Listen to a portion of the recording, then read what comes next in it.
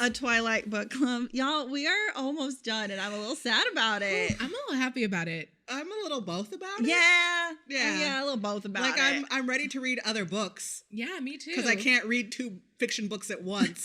So it's been a long 3 months. Fair enough. So we've got this episode and one more for you guys. We might come back and do another one. But before we get into all that, I'm Sarah. Ladies, introduce yourselves. Oh, yeah. I'm Keiki. I'm Jordan. And we are What the Forks. What the Forks? Your friendly neighborhood Twilight fans. Yeah. Yes. We're a book club too. So we are trying to figure out what our next book series should be. We had a listener, April, hey girl, who's awesome, suggest that we should do Tooth and Nail. So Tooth and Claw. I'm so sorry. I didn't have it up. You'll see. I'm dumb. Tooth and Claw, which is the book that Bella is reading, and then Edward reads while she's asleep. Google this book and see I have what it no is. idea what I've this never book heard of is it. about. I'm pretty sure it's fantasy. I think I Googled it while I was reading it. I think it's a series. Oh, let's see. Tooth and Claw is a fantasy novel by Welsh-Canadian writer Joe Walton, published by Tor Books in 2003, and it won a World Fantasy Award. So I'm down. I love fantasy books. that sounds fun. It's on Audible. It's on the things and the stuff. So we'll look more into it and see what it's about. We don't need to bore you with that titular information. And then Jordan, you also got a recommendation. I got a recommendation from Lacey, one of our listeners. Lacey of Edward Listens to Cannibal Corpse fame. And her recommendation was that we do the Divergent series, very similar to how we this one book and movie comparisons, which is an option. Yeah, it's an option. We could do that. I mean, selfishly, I want to say, can we read Dune? Because I have to read Dune before the movie comes out. I know. We'll figure out a fun book. If you guys have any suggestions that you would like to hear us read and discuss with our next book club, let us know. Send us an email. Shoot us a tweet at SLT Angst. Correct me if I'm wrong, ladies, but it doesn't have to be series. No, it can be a one-off book. Yeah, We absolutely. can do one-offs for sure. I have a great YA one-off. Oh. More Happy Than Not. It just had its 10-year anniversary. I don't know what that is. So it's a book about a young teenage guy, and I don't want to spoil it since I read it before, but it was so good the first time that I read it. I stayed up the whole night to read it, like literally 4 a.m. when I was like, gotta finish this book. Gotta know how it ends. Right. But he lives in NYC in the poorer area and is just trying to make it day to day. And then some crazy science fiction shit happens, and that's all I'm gonna say without spoiling it. All right. A little sci-fi? Little sci-fi? Okay. Okay. It might remind you of a movie that we all know and love. Oh. Interesting. Starring Jim Carrey and what's her face? I've said too much. I was like, The Mask? No. We got the Wrong same Jim Carrey movie, but I love that you guys had the same answer. Like Eternal Sunshine? Okay. I was like, I've said too much. that's a great movie, Ernie. Girls Are Easy is a great Girls Are book. Easy is great. Oh, it's a book? Movie. Oh, I was excited for a second. I was like, it was a book? Because I love that movie. Read that one. But yeah, so shoot your suggestions our way. I think if we do just like one-off books, we might bring the podcast back just for like one a month, kind of like a real book club. Yeah. Mm-hmm. And like you guys can read along and discuss along and send us your thoughts. Or maybe twice a month, then it'll just be like reading your thoughts if we do it's a series, we don't know. We don't know. We gotta figure it out. We'll figure it out. Motions, movement, echoes. What? When you said figure it out, I heard it. Oh, I was like, it just like hit everywhere. And then just a quick comment from April, because she listened to the last one and she thought it was interesting that none of us thought that Edward was in the room, because she always thought Edward was in Bella's room. So she's like, I don't know how people did. She's like, I don't know if she doesn't know if it's really less creepy for him to be in the window. Can we make an Instagram poll in our stories? Yeah. Can we? I just want to know how many people thought Edward was in the room and how many people didn't think he was in the room. I will do that the day after this drops. Okay, please. And thank you, because now it never crossed my mind that he was in the room. Yeah. So who thought And I can't believe that people imagined it that way and y'all weren't creeped out. I know. Well, she also said, it never bothered her because it's him, which I also understand. We make exceptions for characters that we love.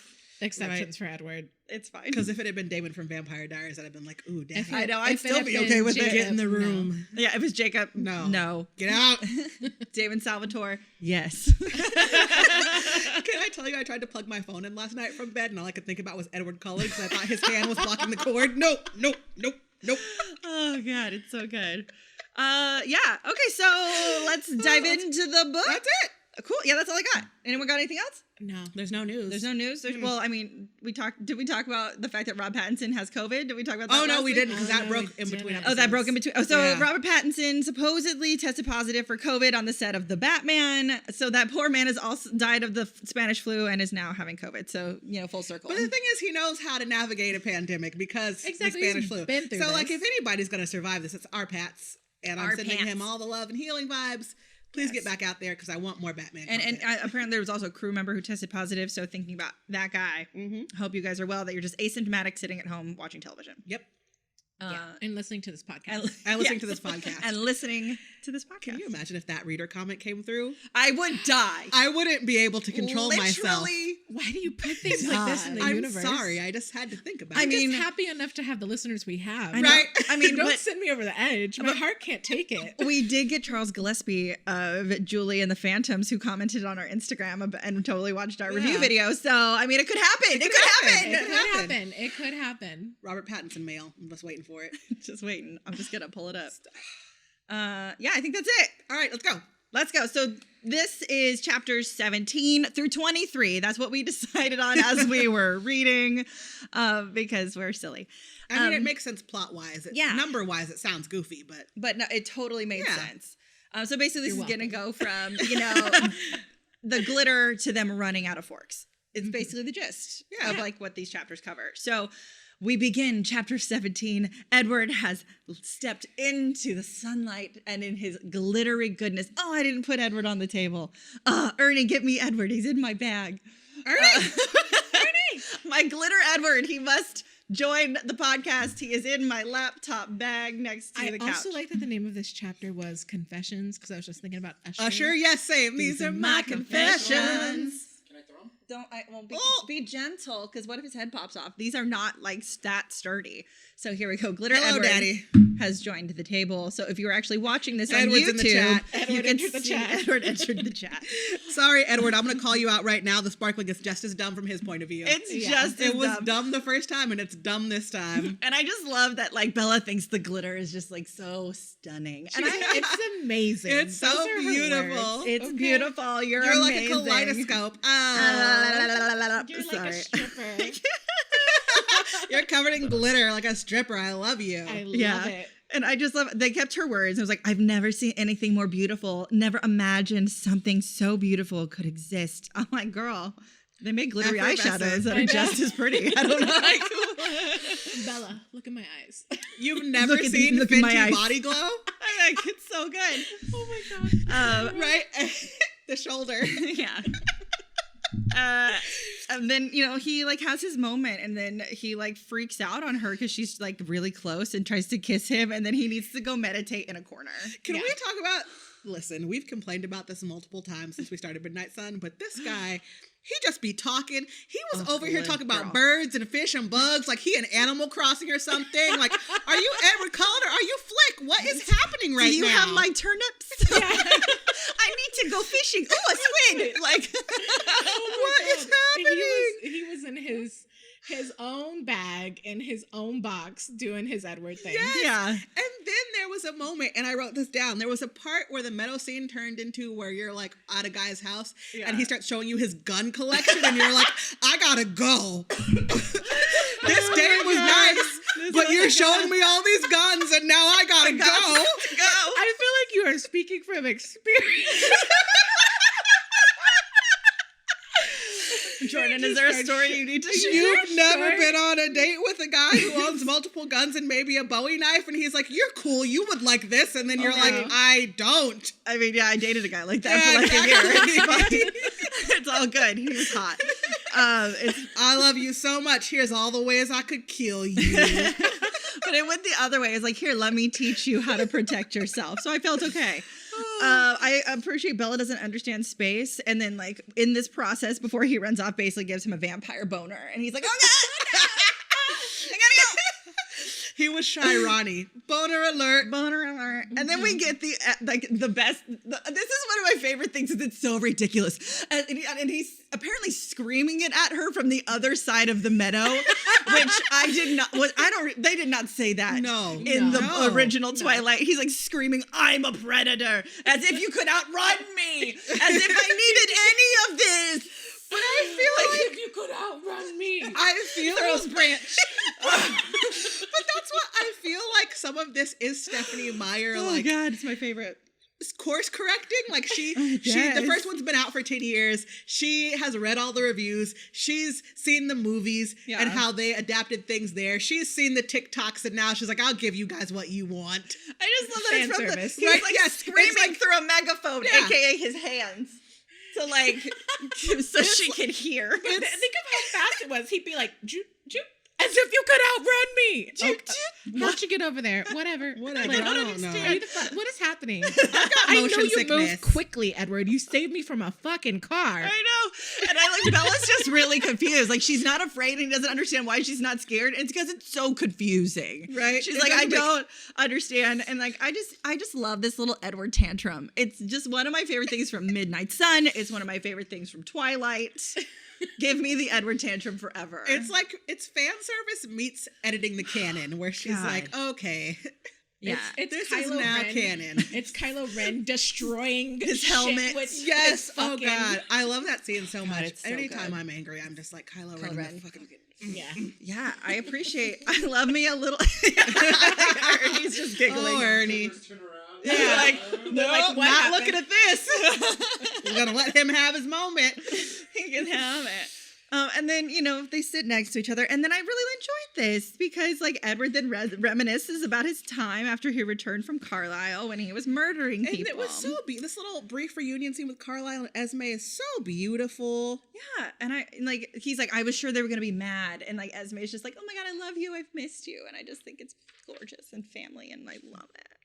And then the next thing that's brand new information that comes up. Oh, they're yes. like, Carlisle is the ultimate dad, like just super dad. Like the most when they're like, oh, I regard him as a father. I'm like, well, no fucking wonder. Yeah. Not only did this guy turn you, but if you murder someone, he makes you go to the funeral and pay restitution to the Yes. family. Yeah. I thought That is the most father, like, look what you've done. You destroyed a family, Edward.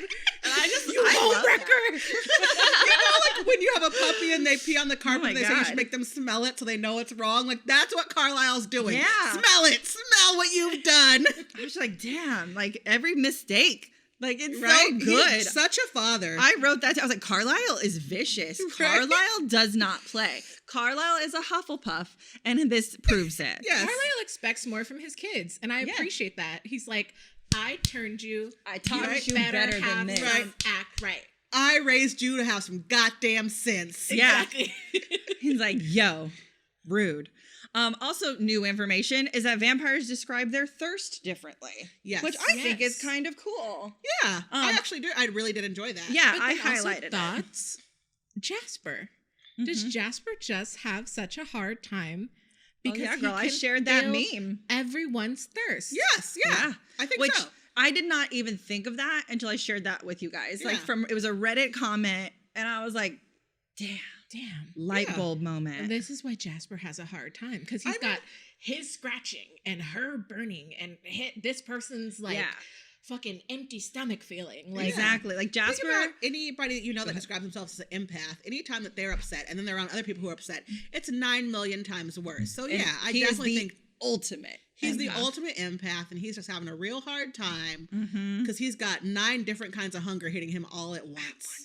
And can you imagine how he's feeling with Edward and Bella? Like that's because Bella's on a whole other level as far as how Edward feels and needs her. But I like that Jasper describes it as burning, and it's like an acid rather than a flame. And I'm like, dang. Rosalie's like, I just have a really dry throat. And Emmett is like, I'm thirsty all the time. So I I'm was just just like, hungry. It was just I'm hungry. hungry. I'm Emmett's that hungry. friend who you're like, you want to go get food, Emmett, and he always says yes, Yes. regardless. He could still Yeah. be eating at that moment. You're like, And you you're want like, to "Wanna get get food? food?" I could eat. I'm like, but you're Yeah. eating right now. Eating right now. I can could still eat. eat. You're the type Edward of man. Edward kind of fesses up to everything about like coming into her room, but he does not tell her as much. Like he omits a lot, but he's like, I did want to murder you. I did run away to Denali. I did do these things. Yeah. I was in your room. I'm not going to tell you it was every night, but I was in your room a few times. And I was like, oh. I also like that there is some form of honesty that we didn't get before. Yeah. For sure. And so I don't know if we're here yet, but my next note is that Stephenie Meyer editing the canon. The Lion and the Lamb quote, which everyone has just fucking ragged on, was based on a painting. And now it makes sense and it's actually lovely. Yeah. I was like, oh, look at that. That's nice. This is the Lion Fall of the Lamb. Okay. How cute. Based on a painting. We get the heroine line, which I actually enjoy as well. Yes.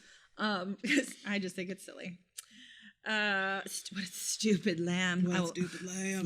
I just also enjoy that Edward is very horny for the first time in his life, and he doesn't know what to do with it. But he also doesn't understand what it is. It's not that he doesn't know what to do with it. He doesn't know he's horny. It's so funny because he's just like, what's happening with my body? He's like a 12-year-old boy, but he forgot being a 12-year-old boy. So he's like, I've been alive for 117 years. Yeah. I don't know what this is. It's like he's been on birth control for like 100 years. Yeah. And he got off and he's like, oh my God, this girl. They changed his antidepressants and he's like, yo. It's like, what? It's so good. I was just like, whoa, what's happening? And then we're finally through the knot. Yeah. And we made it. Emmett's origin yet? Not yet, but that's coming. Okay. It is coming. I didn't take great notes this time around.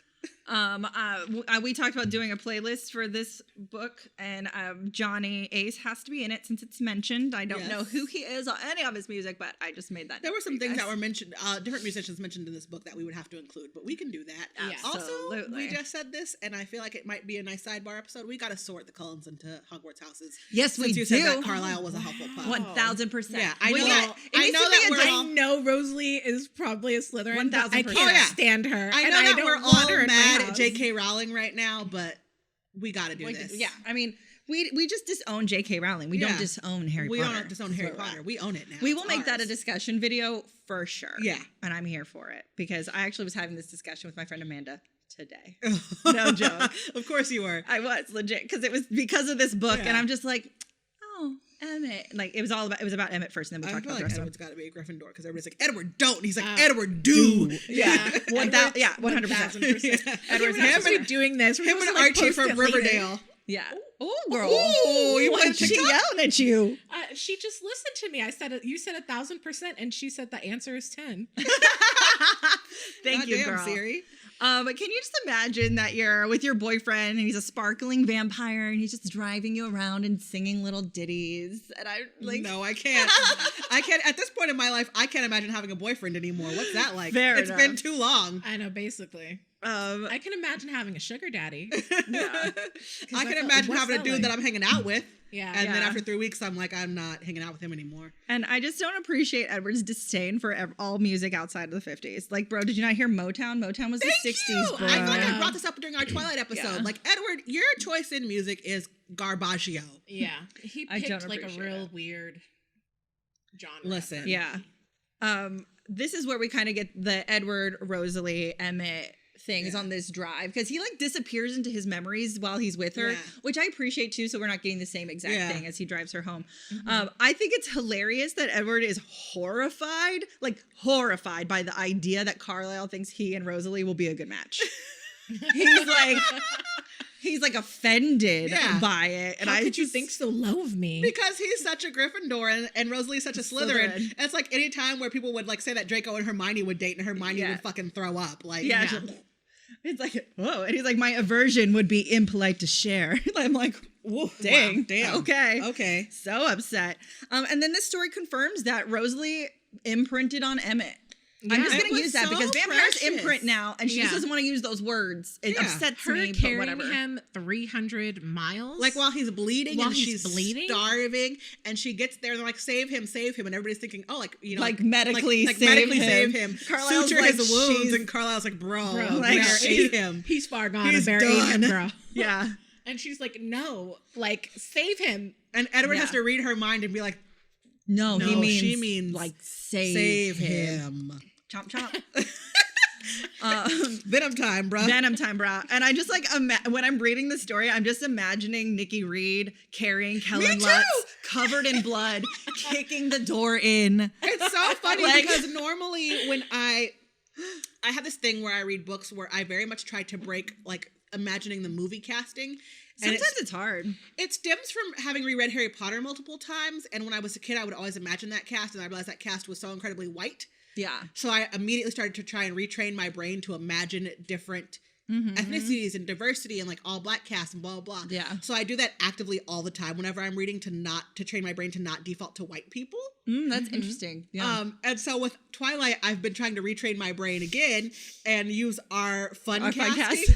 So like Emmett's always Noah Centineo and Rosalie is always Lily James. Yeah. But this time with the running through the woods, all I could see was Nikki Reed like running through the woods covered in blood, like save him. And I just like, Carlisle, you're a doctor. You know he's too far. How do you not realize her save him is like turn him? Because we've already proven that for a doctor, Carlisle's really dumb. He's a little daft. Because he didn't think about feeding the baby blood. Like, come on. Yeah, I know. Like, Carlisle, you're a little step behind. You're a little too far behind. He's got, I don't like, appreciate 300 years worth of memories to comb through, so I'll give him a little bit of slack, okay? Yeah. I also love that in this chapter we get a little bit more about Alice and Jasper because we know their basic storyline, right? Like she knew he was coming. Yeah. And we got a little bit more about that. And I also I just kind of love that Jasper thinks about Alice when he thinks about her. The entire house gets warm and gooey and like It's full so of sweet. love. And I'm just like, this is the cutest. It's like, oh, delicious cheese. Alice is just the sweetest, and I love that when she meets Edward, she just like hugs him and she's like, my brother, I'm so happy to see you. Yeah. And Edward is like, what? And then he reads her mind and sees like the future that she sees, and she's like, and he's like, all right, cool. Like, I know you, you're my sister now, whatevs. Yeah, exactly. Like it's like, whoa. Was I crazy because I wrote this down? I don't remember us learning that Alice was turned and awoke alone. Yeah, They do mention that in Twilight, in but Twilight. it's fast. quick. And I'm hoping, because I still haven't resolved this in this book yet where we are, I'm hoping that we learn more about James and Alice and what the fuck is going on there. Because it's really a side note in Twilight. Like, I had completely forgotten that. Me too. And the Until movie we read omitted again, it completely. And the movie omits it. So I'm wondering, is it just not important? Was it just a throwaway? I'm hoping that is revisited in this book. But yeah, so that was in Twilight, and it's part of, she's like, I woke up by myself and then found Jasper. And it's just, it was like really quick in their little story. All she has of her human life is a gravestone. Like, she has no clue. Yeah. She has no idea. And I love like what you had said, like she shows up when Emmett and Edward are not home and is like, hi, so I'm Alice. I'm going to be part of your family forever. This is Jasper. He's great. And then, just accept us. Hi, Dad. It's cool. It's just cool. Okay? It's totally cool. Be We're cool totally about fine. it. I also love that it's just like, oh, Rosalie loves to get married, which they say in Twilight too. But like Edward expands on that in this book, and he's like, no, she just fucking loves getting married, which I feel like if I was a vampire, I totally would. I would get married all the time. New pictures for every season, girl. Right? Even as a human, I'm like, how often can I renew my vows before it becomes obnoxious? There's a reason. When will people stop coming my vow renewals? There's a reason my planned, like the wedding I dream of is like trashy Vegas because trash never goes out of style. Oh yeah. When you look at what was trashy in the 80s, it's still trashy today. But that's one of the reasons that I feel like I want to renew my vows multiple times, because what is great the year that I get married might be like, oh, well, that became a Pinterest thing and nobody likes it anymore. Yeah. Like shabby chic weddings. They're over. Nobody cares. God, no. Mason jars all over everything? No. Have you lost your mind, girl? No. If I had a shabby chic wedding, I would need to get married again. Right. You're like, no, absolutely not. Absolutely We're renewing not. our vows. We're renewing our vows. We have to. Or people wearing like crop top wedding dresses, like 2 pieces. I'm like, oh girl, it didn't age well. Yeah. Sorry. Oh, I would do that for another, not for my first wedding, not for the real one, but for a vow renewal. Oh, hell yeah, 2-piecer. Oh, a jumpsuit. Yes. Yeah. A romper, like pants. A romper? Yeah. I don't want to wear pants to my forever wedding, but like a vow renewal, I'll wear pants. Sorry, this conversation has gone off the rails. Also, a t-shirt and a maxi dress, like a band tee. Yeah. Like a nice Purple Rain t-shirt and a maxi skirt. Cute. My sister went to a Prince-themed wedding. It was awesome. If you think that I wouldn't have a Prince-themed wedding. No. Anyway. Back to the topic at hand. I think it's super rude that Edward makes this off-the-cuff comment about Tanya being aggressive. It's very pot calling the kettle black, bro. Yeah. Because you are so you're stuck aggro. in her room. You're sitting in her room, Edward. You're getting her blankets. Edward. You're going to get this girl blankets while she's asleep, and you don't think that's aggressive You're and killing weird? spiders in her room. Yeah.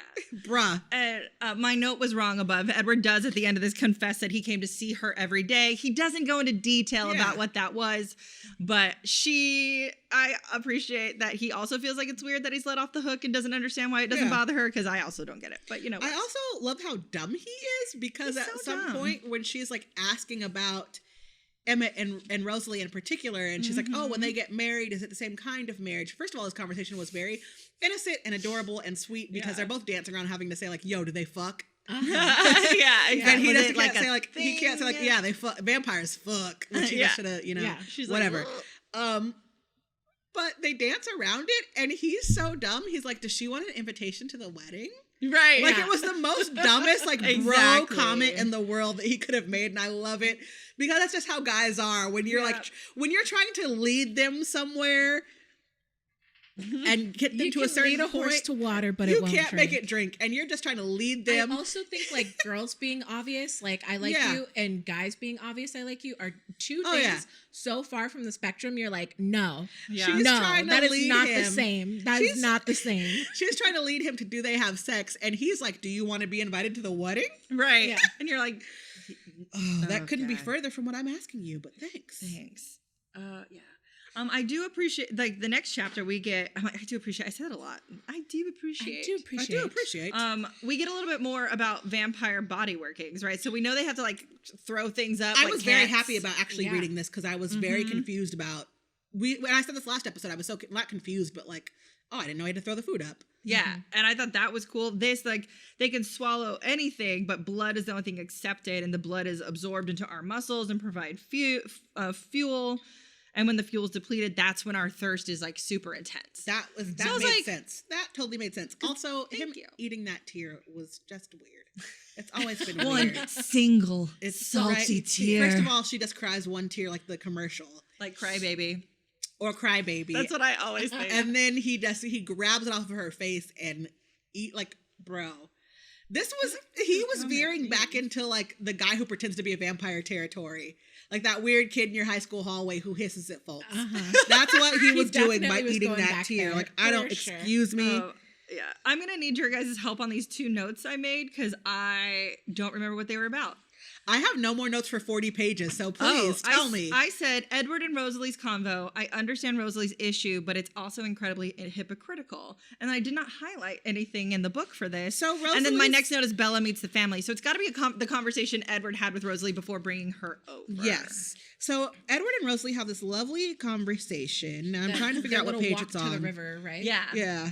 And here it is. So it happens on it starts at page 417 in the chapter 19 home, where they walk to the river, and he's hoping that walking to the river actually reminds her of Emmett, of the day when they changed Emmett, and the day that they really became brother and sister. Yes. And they bonded. Thank you. I was like, I don't remember what this was. No, basically that whole conversation, and half of it happens in talking and half of it happens in her thoughts, is her basically confessing, like, I am so mad at her because she is a human. Yes. You will turn her into a vampire. She will give up every single choice that a human has. Yeah. And I can't watch somebody do that because I didn't have those choices. I didn't have those luxuries. Yes. And she is taking them for granted. Choosing wrong. And yes. And then I think I felt that it was incredibly hypocritical because that's what she did to Emmett. That's what she did to Emmett. Yeah. She took away that choice. She saved him because I'm using imprinted. Yeah. Because it's what it is. I feel like maybe it's a little different because Emmett was dying. He had two choices. She did the dying thing. Live or die. Those were his only choices. To die. Bella is at the point where she can have a full, beautiful life. Right. There's no sort of Damocles hanging over her. Yeah. There was with Emmett. And so I think that's where Rosalie's anger comes in, and it's not necessarily hypocritical.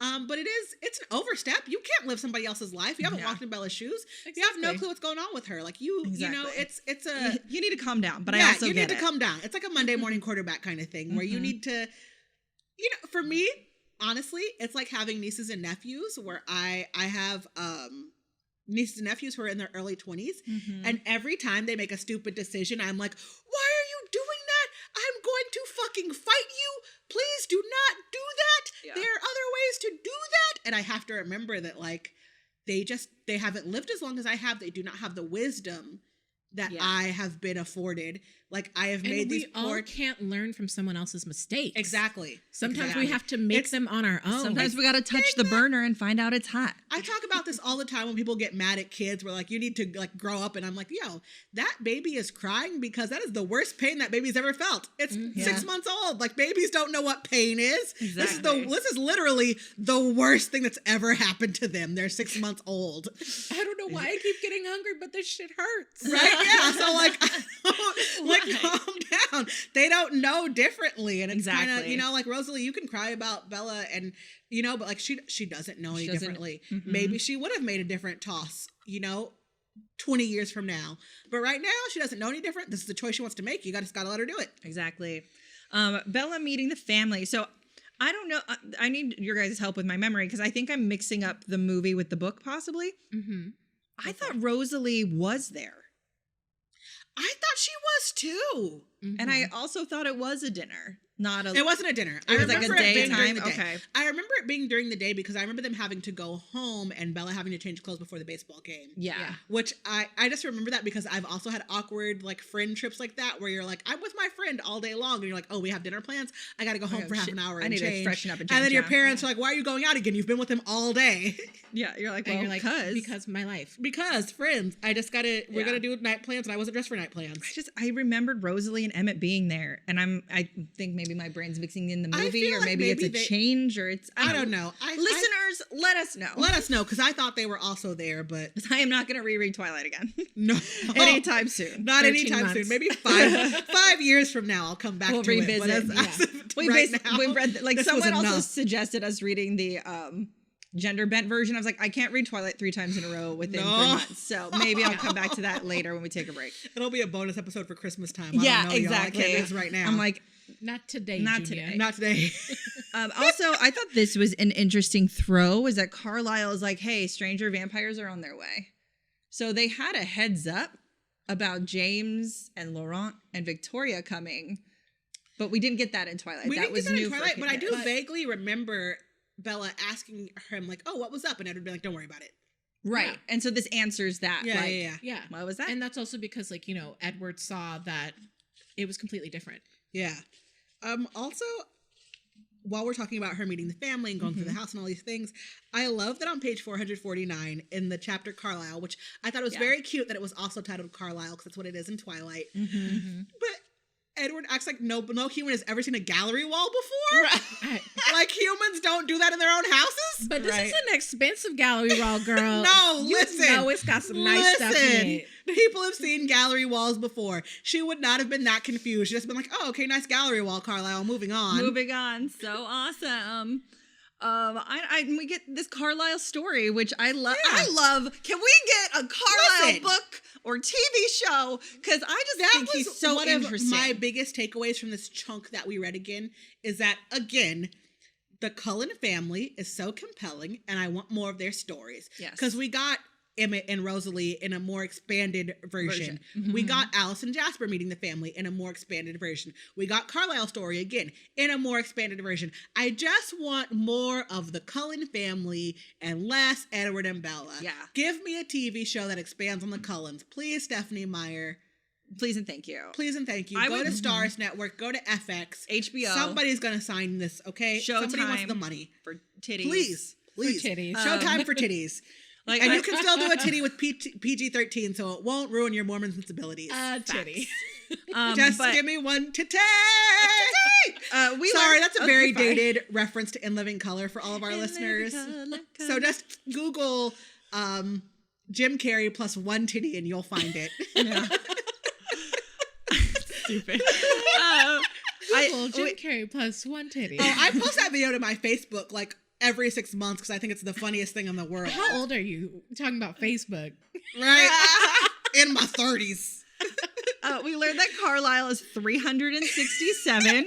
We also learned that Carlisle doesn't know his birthday. Esme just made him pick one. Yeah. He's like, it was roughly around this time happened. So she's like, you got Virgo energy. You a Virgo. You a Virgo. Yeah.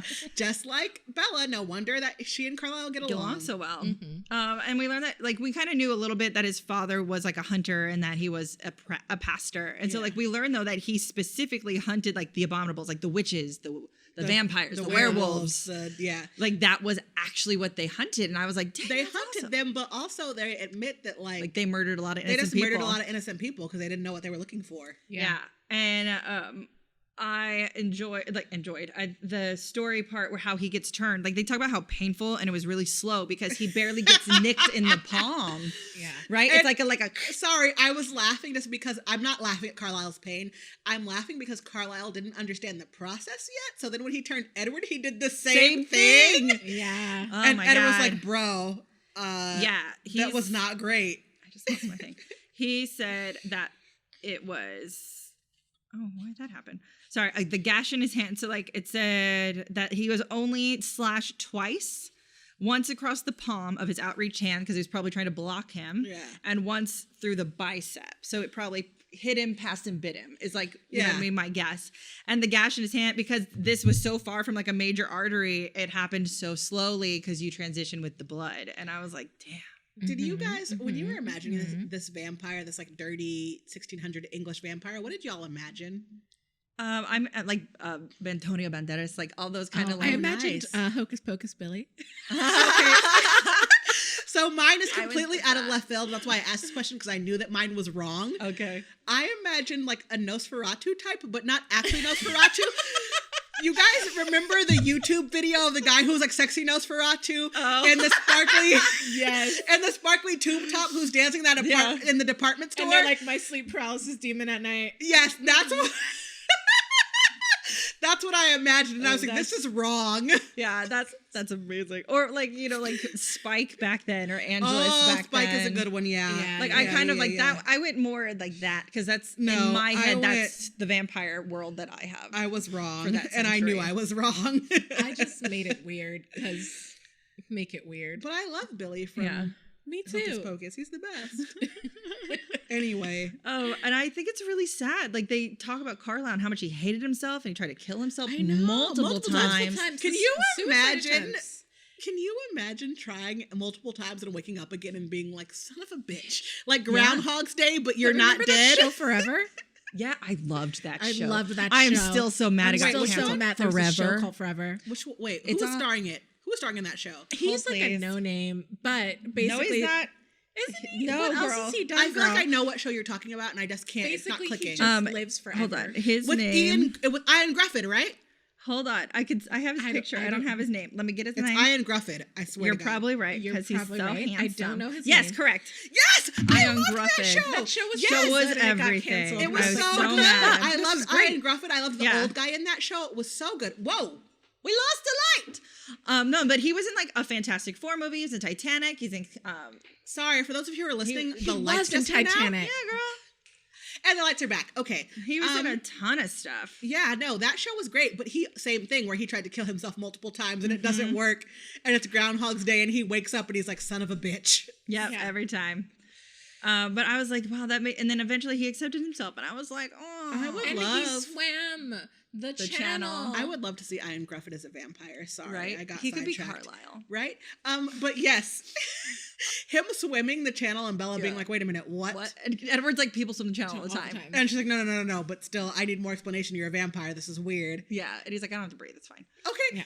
And he says something that I wish they had expanded upon this and we got an expanded memory. Yeah. Where he goes, oh yeah, I was underwater for 3 days. It just got weird after the third day. Like, excuse me, Edward, why? Like, just so why were you just practicing? Did you just want to see how long you can go? He's weird, guys. Yeah. And if I didn't have to breathe, I might do the same thing. I just want to see how long it takes before it gets weird. Like, what? I'd be like, how pruny can I get? You know? I appreciate that Carlisle does not give in to peer pressure. Because the entire time he's living with the Volturi, they're like, "Come on, Carla, look at that vein though. Like that's just that's a juicy vein. Don't you want a snack? Little sip. It's a sip. They're just like, It reminds me of being an actual vegetarian though, and like going out to BJ's with your friends, and they're like, "Don't you want this burger?" And you're like, "I'm fine with these egg rolls. Leave me alone." Yeah, I just That's very true. Like, love that. Right? Your friends like try to force steak on you, and you're like, I don't want it. When you've lived that vegetarian life, you know people always try and tempt you with meat, and you're like, "But I could change you. I could fix that. I make the best steak." And I'm like, dude, I just don't want it. Right. Can we take a minute to talk about Edward telling the story about how he did not minority report a child rapist? Also, he's super guilty. He feels super guilty about killing this man. And I'm like, Edward, kill the pedo. He's a pedo. Save the children. Save the children. I was like, Human trafficking has been happening for a very long time, Edward. Kids have been getting kidnapped. Wrong with you? And you snatched him when he was in the bedroom about to snatch that girl. Like, no, you stopped it. Do not feel guilty. And I should have stopped it the first time he thought about it. I hated reading this guy's thoughts because he's always like, I could do it. I could do it. I can't do this. I can't do this. And like, normally when you hear somebody thinking I can do it over again, you're like, yeah, do the thing. No, like you can do it. Like we're Rob Schneider and Waterboy. You're Rob Schneider and you're cheering them on. You can do it. And this guy, and you're like, no, you cannot do that. You are talking about raping a child, you nasty bitch. Yeah, like hide her under the stairs, but I'll definitely have to kill her because she'll see me. I was like, kill this man, Edward. Kill this man, Edward. And that's another thing. I hated how specific it got because there are other things that Stephenie Meyer is great about dancing around. You know, she dances around mentions of sex. She dances around sex, but you gave me this. She dances around mentions of outright murder most of the time, but she like child rape, and she's like, no, I need to make it specific that this guy wanted to rape the child. Yeah. Because for a second there, I was like, okay, he just wants to kill the girl, which is not great. No. But no. A little bit easier to deal with on some level than like child sexual assault. Then you realize when he's like, oh no, I would have to kill her. They're like, oh, he wasn't just thinking about murder. No. He was going to rape this girl, and I don't like that. No, I was like, Edward, just take him out. And Edward at the meantime is still having questions. He's turmoil. Like he's like, well, he hasn't done anything. Thirsty. He's I'm not just guilty. gonna sit in this attic until he tries to like kill her, and then I'll eat him. No, listen, no. You take him out, you minority report his ass, and you like save the girl forever. To bring this back to Robert Pattinson, and also I read Batman Damned this weekend in one sitting, so I'm all about Batman right now. Batman would have killed his ass immediately. Batman would have killed his ass. Batman would have been like, "Oh, you're thinking, you're considering this? Dead. You're done. DEAD, dead." I made this note. When this book is done, I'm making a count of all the pomegranate references because we got another one, and I cannot. I'm so annoyed with it. There may have been a website who might have already done that but there were a couple of things that I Googled after reading this because I was curious about how other people felt. Yeah, about the pomegranate. Yes, and there was one website. It might have been Comic Book Reference. I can't remember who it was, but somebody mentioned that there are hella pomegranate references, and they may have counted them. Yeah. Just do Control F pomegranate since you guys are reading it as an ebook. That's what I'm going to do, and I'm going to count it because I can't. I'll have the number for you for next week for the final episode. Also, I love that Edward's musical organization is also chaotic. Just going back to music for a second, just like him. Because I am that person who, and as my record collection grows, I realize I probably should just alphabetize it. But I'm very much an Edward Cullen at this point. I'm like, I just organize it by how it makes me feel. I organize my mood too. Yeah, right? This is why we're friends. Yeah. I can't. I dated a guy who I went to, and again, I've mentioned him before on this podcast. I hope he doesn't listen to this because he still does talk my Instagram. But he had a large record collection, and I was like, oh, you alphabetized. And he was like, how else can you organize records? And I was like, I don't know, but how it makes me feel. Yeah. And you thought it was crazy? Yeah, I thought him alphabetizing was like very OCD, anal retentive. It's moods. Like it's moods. Not every Strokes album and every Radiohead album belongs in the same lane. They all got different moods. I have like a Sunday morning section where I'm like, yo, give me this like nice jazz CD. Give me this, who's the guy who sings Moon Dance? That album is in there. Night for a Moon Dance. But yeah, like I have, like Sunday morning, like some Nora Jones is up in there, like a nice, chill. Some Eartha Kitt. Right, That's like what's a nice, in mine. chill Sunday morning. Little Amy Winehouse. I like it. So I appreciate you, Edward, for organizing by how it makes you feel and not necessarily by alphabet. Good job. Good job. And so we end this chapter with a baseball invite and Edward driving. It's the American pastime. The American pastime. I still love that line. Me too, because it's still true. And then we get Edward driving her home, and Billy Black and Jacob nosy ass Billy Black. Nosy ass Billy Black. I have seen this GIF on my Tumblr dash so many times since we talked about it. Maybe I'm just looking for it now. But the gif of Edward and Billy staring each other down in the first movie, that doesn't make sense. Oh, now it does. Now it does make sense. I saw it last night. Vampire. I was like, cold one. Vampire. Ugh. What does she know? She can't know anything. What do we do? And then Billy realizes, oh, she knows enough. Oh, she be knowing. enough. She be knowing, Billy. And I just love that Edward is taunting Billy by like kissing Bella's collarbone and then kissing up her neck. And he's like listening to his thoughts. This whole scene It's so good. was so good, but It's also so good. so uncomfortable. But that's why I loved it so much. I loved all these chapters. Oh, by I the love way. this. And then they put Jacob in toddler That's what I place. was like, Go look for the picture, Jacob. I was like, yes, treat him like the child he is. There were too many points of view. Yeah. And that's why I feel like it got so uncomfortable, because we've read Twilight, so we know how Bella feels during this scene. She feels he's overstepping too. Then we have Edward feeling his feelings. Then we have Edward reading both Billy Black and Jacob's mind. And I just got overloaded at one point, and I was like, this is too fucking much, man. I loved Sometimes it. when, I loved 'cause every especially in second the of it. book, it's like italicized. Yeah. Sometimes I'd have to reread things and be like, oh, that was was a- someone's inside voice. Yeah, that was Like their inside voice. That was their brain thoughts. That's their brain thoughts. But sidebar, how often do y'all's brain thoughts come out your mouth? Because it pretty happens way often. too often regular. for me. Don't get me with There- vodka, girl. Right now with this glass of wine, I'm like, oh, that one stayed inside the brain. You're like, oh, brain thoughts. I'm like, we call them brain thoughts from now Mm-hmm. on. This chapter, we also get a lot more information about the treaty that we didn't have before. yeah. So we have And again, Daddy Carlisle just being the best daddy in the world. ever. Oh, wait. Did you guys remember that Jacob's sisters were fucking twins? No. No! Whoa. Sorry, I have a thing about Aggressive. twins. Aggro. I love twins. I have since I was a child. I was friends with two twins. One of them was Yeah. named Jeffrey and one was named John, and they were like my homies as a child. So So I had I've Chantel always- and Chanel. Y'all were dope. I hope y'all are still good. I've always been obsessed with twins, and I've always wanted twins. Like, still to this day, I'm like, as a 33-year-old, I will just have IVF and make sure that they're twins because I'm old AF anyway. Designer baby. I can Exactly. choose. This is Gattaca, motherfucker. Oh, yeah. My mom was making fun of me for it last night, and I was like, whatever. I waited this long to be rich and have IVF anyway. Yeah. If I wanted to have regular kids, I would have done that years ago. Yeah. I don't. So I forgot they were twins. Yeah, I had no I idea. don't I don't think they even ever know told us, honestly. Right? I don't feel like they didn't tell that to us earlier. No. Someone listener tell us if they did. Yeah. But they didn't. They didn't. I read it. I was excited. Yeah, And I I read still it and am. I was like, the fuck? Am I special? Like, No. can I not read? Do I not read good? Do I need to go to the I don't read institution for good. kids who read I good? feel like, and with them being twins, it brings up a very interesting thing because Homeboy did imprint on one of them. Right. Yeah. So was But maybe it like, they're not like identical. Maybe they're fraternal, which makes them very different. true, but still, how deep does imprinting go? I feel like it's got to be more than physical, clearly, because you can imprint on someone much younger than you. Right. Mm-hmm. But it does raise an interesting question with imprinting on twins. Absolutely. Yeah. Is it both? Is it Especially both? Polyamory? identical?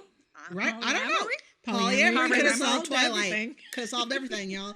I need to make a t-shirt. Polyamory could have solved That's everything. it. Ernie, write it down. Sorry. This episode's a mess.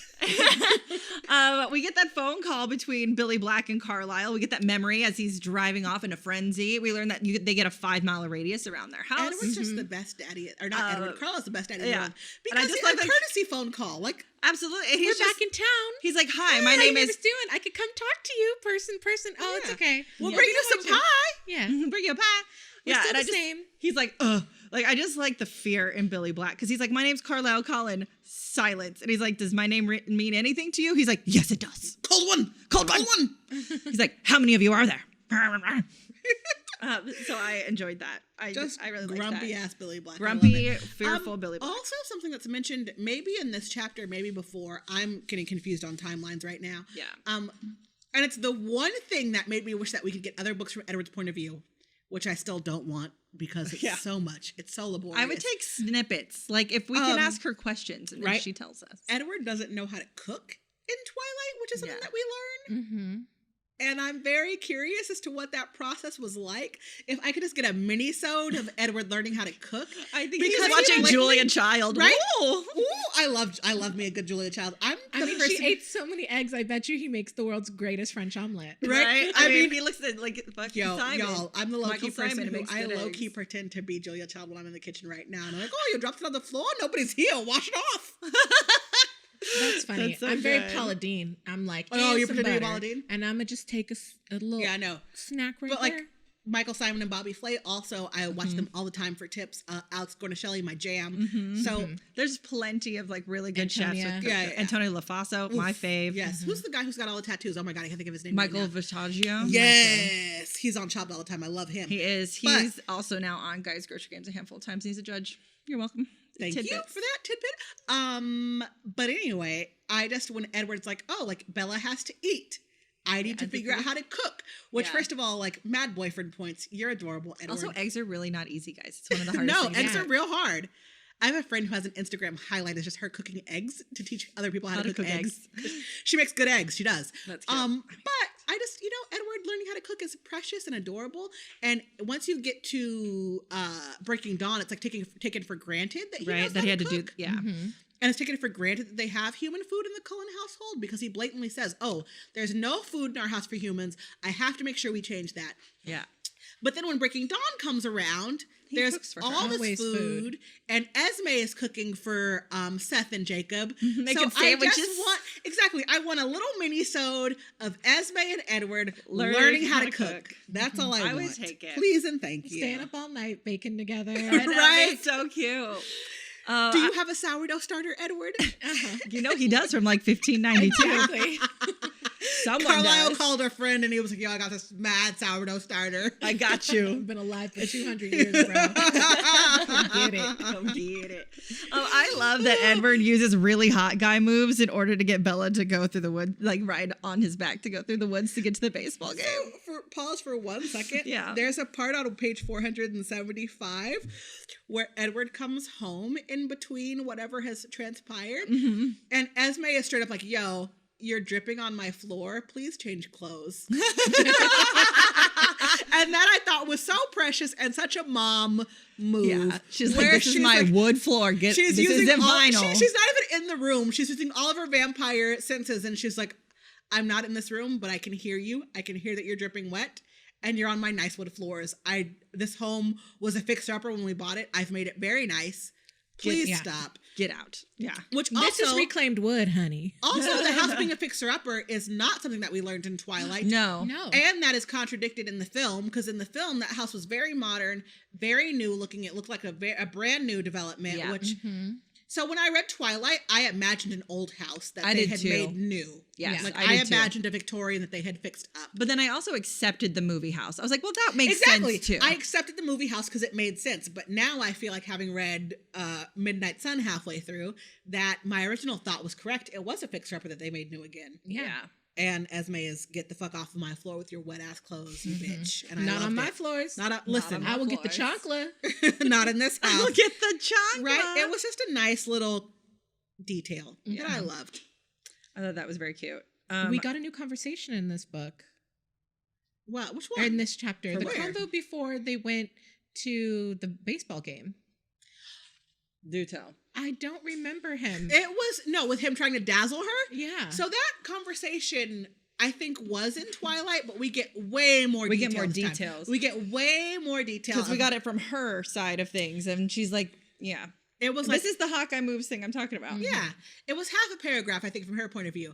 From his It's point of view, it's 3 like 3 pages. pages, because Yeah. everything from his point of view is 3 pages, 17 pages, 85 pages, so much words, Edward.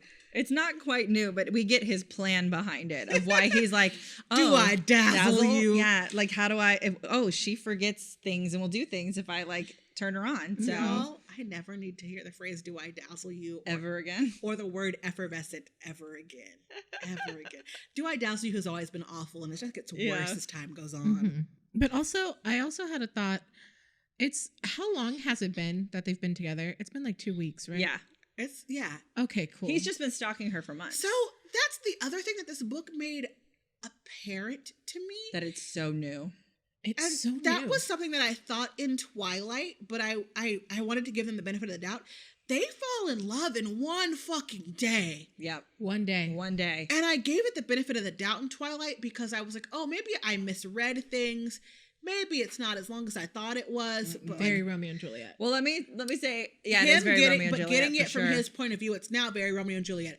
They've talked maybe a handful of 2 times over the course of several months because they're both, shy and weird. Yeah. And then like But Edward imprinted on her. So he loved her from day one and then saw his entire future with her through Alice and saw how much he loved her there, and that infiltrated which as well. makes it make more sense, but it's on his end, but not her end. It's still very uncomfortable. Like, yes, he imprinted as a vampire. Yes, she's a teenager, and at 30 years old, I can remember what it's like to be 16 and meet someone and be obsessed with them and be convinced I'm in love with them very quickly. But it's still so fast and so uncomfortable. Yeah. Like, I mean, it was a day. Some a day. People fall fast. Yeah, it does. I'm not discounting that. I'm just saying that, like, as we mentioned this at the very beginning when we were reading Twilight. What is happening right now? For those of you not watching, Kiki's trying to put a sweater on, and it's very funny looking. Okay. Okay. Her sweater is Boy on. Scout uniform, It's not fine. a sweater, but sorry, whatever. Special. There's just a difference between reading it as a teenager and reading it as a grown woman. Yeah, absolutely. And this is one of those times where reading it as a grown woman makes it feel different because I'm like, bruh, you don't even know each other. 2 weeks. You don't even know each other. Like, that was literally my note. I was like, whoa. It's been like 2 weeks. 2 weeks. You don't know shit yet. And she's saying love. We get to the baseball game, and there's so much extra baseball. So much detail. baseball. I'm so glad that you guys wrote this down because that was my note. Is literally so much baseball. Caps lock. So period much period. Play by play. It's like who's on first. Yeah, it was super. Yeah, exactly. I am AM listening to the Dodgers right now. Okay. Y'all. Yeah. Another old people reference, please Google Abbott and Costello, who's on first. Yes. Abbott and Costello are probably my favorite comedians of all time. I will freely admit this. My favorite Halloween movie of all time, hands down, Abbott and Costello Meet Frankenstein. If you haven't watched it, it's the funniest. No. So add it to the list. Add it to the list. When I sidebar, and I will tell the story, and Ernie can edit it out. But when I went on my girls' like solo trip to Joshua Tree, which was supposed to be a date trip, and it wasn't because we broke up. Right.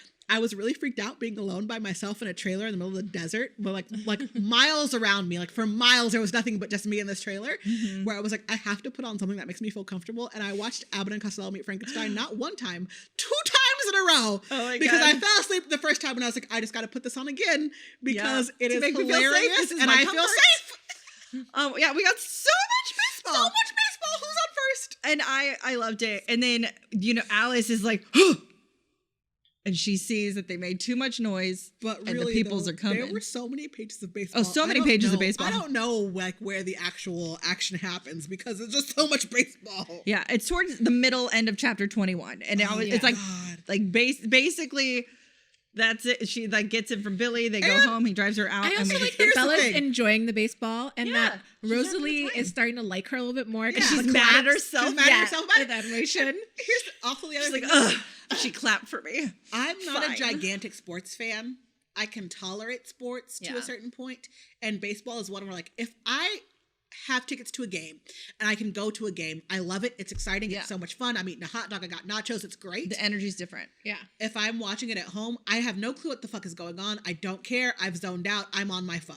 Yeah. So reading this much baseball was honestly painful for me. Oh, funny. Because it got to a point where I was like, I don't know what the fuck is going on. Where's my hot dog? Make this entertaining.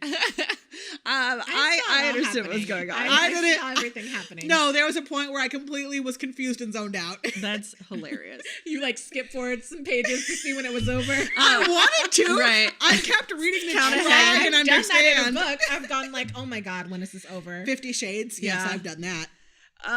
Something I learned that I didn't think about. So when James, Victoria, and Laurent have showed up, Edward tells her to pull her hair down, and she's like, let that, that's gonna help. Like someone's like, is Esme in this? In the movie, it's Rosalie. Like that's gonna help. I can smell her from here. Yeah. Right. I just thought they were trying to pull her hair down so she looked prettier. He's pulling her hair down because of her skin. Oh no, I got that. That did not. I click. understood That did not click for me. Oh, it clicked for me. Yeah, no, he's pulling her, and I feel like I think maybe it clicked he's like, for she's me. pale enough, she passes. That's what I thought. You know what? That's how I took it. I think maybe it clicked for me because I grew up in a very small suburb of Los Angeles. Mm-hmm. And I had to return to that very small suburb of Los Angeles. And there are times where I see people who I knew as a child or in my previous life. And I'm like, I don't want them to recognize me right now. Right. I'm just in Vaughn's trying to buy some cereal and some cheese. And so I'm like, let me just like put my hair in front of my eyes and maybe they won't see the whole face. Or I'm like, one time straight up, me and my mom were at our polling place and there was someone that we went to church with. And I'm like, I do not. We knew if this person recognized us, it was going to be a half an hour conversation. And we were both like, don't talk. Our voices will give us away. If we just keep quiet and like pull our bangs down, maybe they won't recognize us. Well, like so I got the hair and the face thing. Well, I mean, I took it as like the way you're telling that story. I took it as that where they're trying to make her look different, but I didn't take it as they're trying to cover her skin because her skin gives her away for being human. I totally got that. That's how that I did not. I'm glad I was not alone. That Keiki, you were with me. Yeah, I was with you. I did not. But I will say there were things that were revealed in this chapter that we don't get from Bella's perspective that were fucking amazing. First of all, Edward's trying to tap his foot. Oh, that's in chapter 22. Oh, JK! The hunt. JK, let me go backwards. Yeah, no, this entire thing is fantastic. But continue. Like, he's tapping his foot so that it matches her heartbeat. Like, what? Right? Like, look at you coming through with your brain power. And then thinking ahead. Jasper, I had getting his power all over everybody. Leveled up. My note for this chapter was, in all caps, Jasper, come through! Come through, Jasper! Jasper fucking came He was like, through. I would just make it seem like this is the most annoying thing. Like, you have Jasper so boring. was a fucking Why legend. are you even here? Yeah. Just go away. We're boring. Exactly. I had no idea. And I was like, how did, like, I guess the way Bella can spread her shield. Yeah. Jasper can too, but we didn't know this. But they like, this was amazing. And he didn't have it on Edward, so Edward could still be annoyed and intimidated. Well, he like changed it per person. Other 4 books have done a massive disservice to Jasper. Yeah. And made him all knew seem he was like, awesome. We all knew he was awesome, but they made him seem like this whiny, annoying kind of guy. And you're like, Jasper is the fucking backbone of this MVP. entire you know why? organization. People are afraid of feelings, Jordan. True. And they don't like to write down their feelings. And now we actually have Jasper's feelings, and they're so great. Jasper when he talks about wanting to be in the room with Edward and Bella, I'm like, yes. It's so cute. Right? Like, when you're like, this shit is so cute. When you see your friend like getting it, and you're like, go girl, it's so cute. Yeah. And I don't know, like, who of us would not want to, like, yes, first love is terrible and it sucks and it's the worst pain that you've ever felt. But at the same time, it's adorable and you would want to feel it again. Yeah. And like, if you had Jasper's power and you could be around people who are feeling their first love again for the first time, I would totally be like, exactly. Yes, I have not liked a boy that much in my life again. You know I remember. They've definitely broken that and they're just a bunch of hot roaches. Right? And I'm like, why? Why do I still like men? Listen, I remember my first love, like, in vivid detail. And like, I still write songs about him knowing that he's a fucking meth head at this point. But like, I'm still like, but that first time though, just let me feel it again. Waiting for him to log on to AIM so he could like tell me I looked pretty in school. I just want to feel like that again. Text me back. Call me back. Call me back. Text me back. I love it. I just, oh God, this whole Jasper thing is freaking amazing. He's like putting multiple emotions out on people. Make you bored. Make everyone calm. Make Emmett look badass. Edward look more badass. Jasper. Like, he is like the rogue, like, of X-Men. Like, rogue so from X-Men. amazing. He's just out here with a hella power, doing all kinds of things that we can't imagine. Just overlooked. So I read this line and I was like, so does this mean Laurent's accent is fake? It says, you're right. We thought we heard a game. He said he had a faint French accent, but his internal voice came to him in English. So does Laurent actually speak like this? And he's like, oh, but then I can't do a French accent. Laurent so I'm not going to speaks pretend. like this. I'm kidding. Laurent. You know what? Like Antoine. That was so sad because I actually speak French. I've been letting this fucking Duolingo bird yell at me for the past who knows how long. And I can't, my grandfather spoke French and my French accent is not better than that. I can't. Girl, but Laurent was like, you're playing baseball. Is that a game? Is there room in the game? Is there room in the game? But he's really like, is there room in the game? Like, I don't know. It's really I'm confused by Laurent. I was like, what? Okay. There are so many things in Midnight Sun that have shed more light on Twilight. Mm-hmm. This was not one of them. This has left me more confused. I just like, oh, The character okay. of Laurent has left me more confused. Everything else has been cleared up. no, Laurent is still a mess. He's a mystery. And why is it always a breeze? A fucking fan of some sort that wrecks Also, everything. Because you can't control the weather, bitch. If Going you haven't back- learned anything from the cloud seeding in Los Angeles, all you do is make it humid and awful. Unless you're We ain't stopping Benjamin. fires. And going back to my complaints about Twilight is that, and there's nothing further about this, is that everyone else was on regular clothes, and then Laurent and James and Victoria show up, like, in, like, shirtless vests, like, weird, like, fur and bullshit. And that's just confirmed by Edward in my Midnight God. Sun. Like, why are they dressed like this? It doesn't make any sense. I know. They're not trying to blend in. I know. They just got on, like, weird fucking fur vests and shit. It's So amazing. confusing. It's amazing. And then every reason why I think Emmett is a Hufflepuff and not a Gryffindor. Oof, girl, we gonna get into this.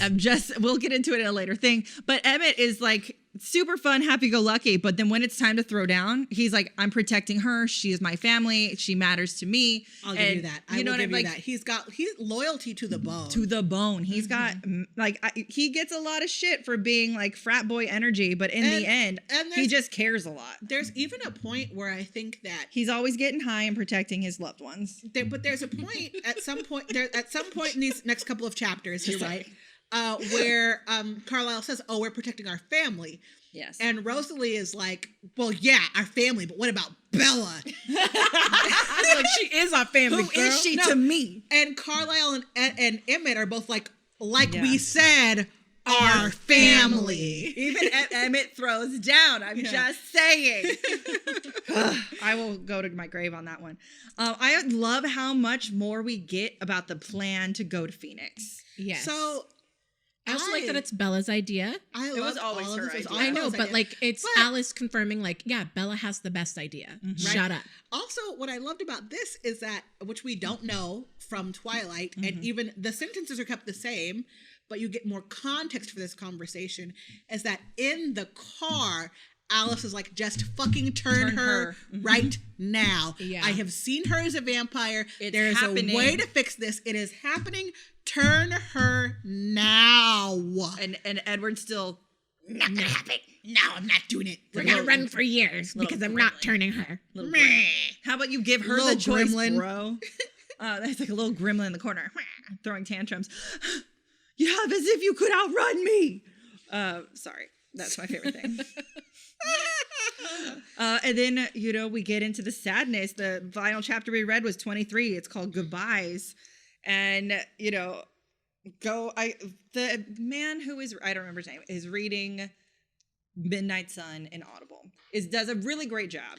He was the same guy who read something else. The That's host- not the host, I helpful. think, right? I'm sorry. I think he read The Host, and he Maybe was he in read the host. Yeah. I think But that's I right. giggled at his "Go away, Edward," because when his voice did it, I laughed. Yeah. And I but wish I enjoyed audiobooks. I think they're fun sometimes in my car. I In your can't. car. They help you get past things. But I when, can't. My I get attention it. span. It's just like somebody talking to me, and I start tuning it out. I get it. But I thought it was really heartbreaking because we know Bella like cuts below the belt with Charlie and says the same Yeah. words that her mother said, and Edward sees into Charlie's memory of that moment. Yes. And he's like, Which- "Oh, Again, as we've said before, like the fact that he cannot read Charlie's mind is very interesting. mm-hmm. But I do enjoy the flashes of like thoughts that he gets. He gets more like feelings or And moods pictures and and- pictures, and that's enjoyable. Even going back a couple of chapters when Charlie was convinced that Bella was going to sneak out yeah," and disables her truck. disables her truck. Edward couldn't get the fact that Charlie was thinking, "Oh, she's probably going to sneak out."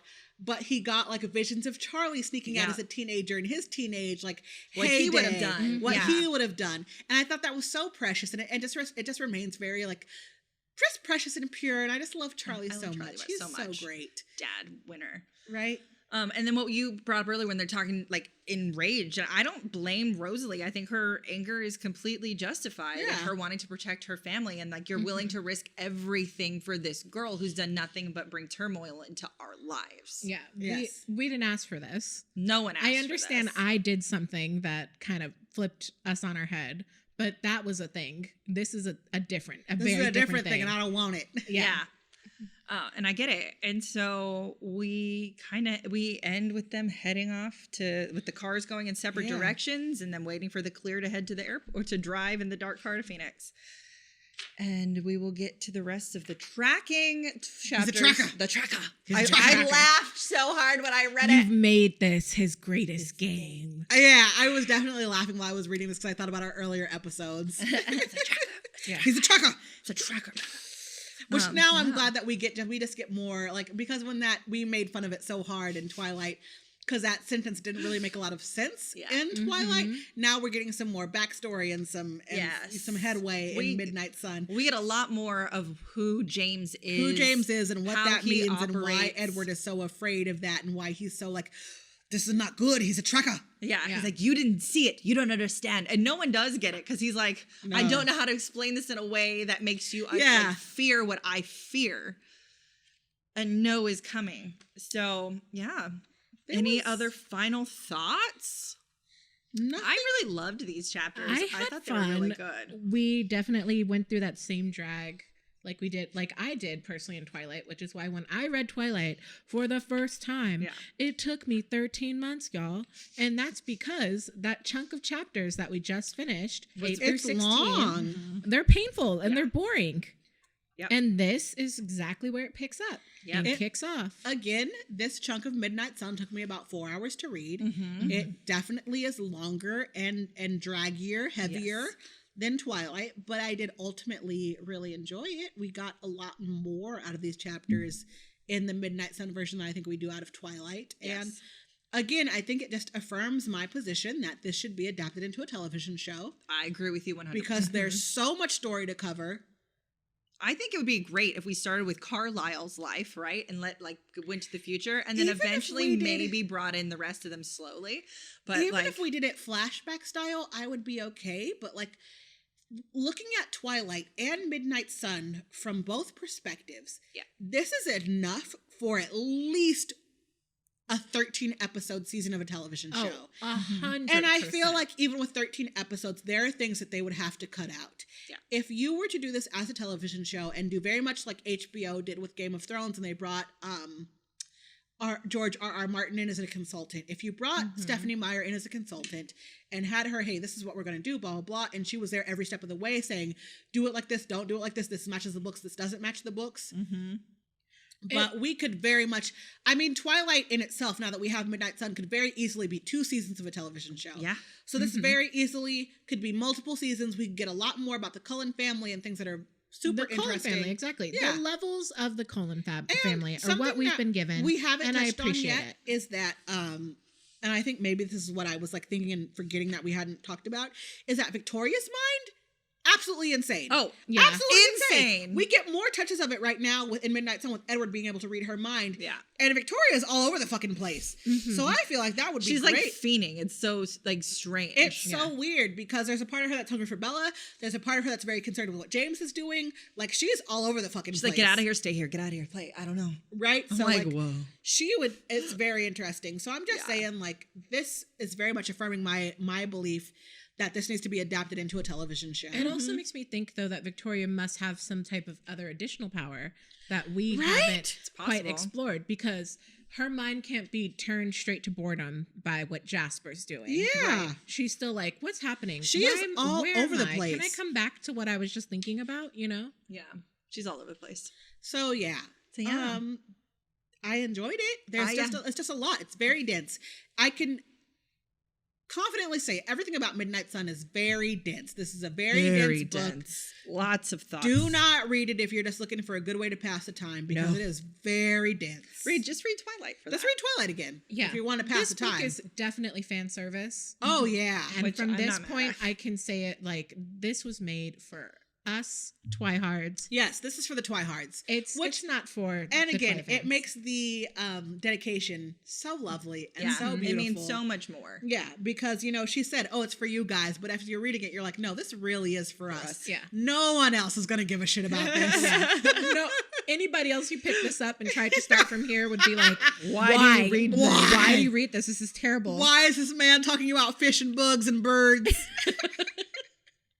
What's wrong with this man's? So next week we will read chapters 24 through the end. And we did it. Yay! I'm already sad. Pour one out for the homie. Pour one out for Edward. Edward. Cheers, sir. Cheers, sir. Cheers. But until then, fork off. Fork off. If you want to know what the fork is up, head on over to our Streamer Links page at streamerlinks.com/smellslikeTeenAngst to follow all our personal social media and pages.